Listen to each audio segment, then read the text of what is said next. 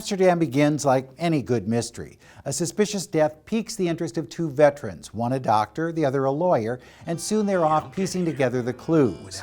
The year is 1933 and the United States is still feeling effects of World War I. But is there something bigger at play? Could evil forces be lurking in the shadows?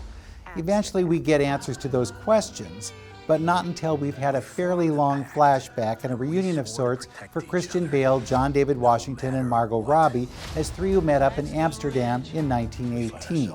Now they all have successful careers and a desire to find the person or persons behind the murders they're accused of committing. Featuring an extensive cast of big names in small parts, Amsterdam percolates, for the most part, throughout its 2 hours plus running time. We get tidbits of information at cocktail parties, dinners, and not-so-chance meetings.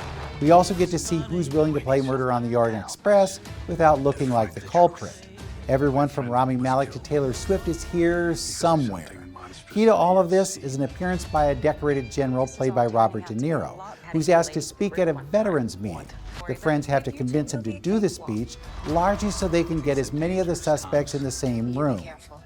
Director David O. Russell spends a lot of money putting the actors in great costumes on jaw-dropping sets, but much of this comes down to Christian Bale fiddling around with a glass eye while John David Washington tries to avoid suspicion.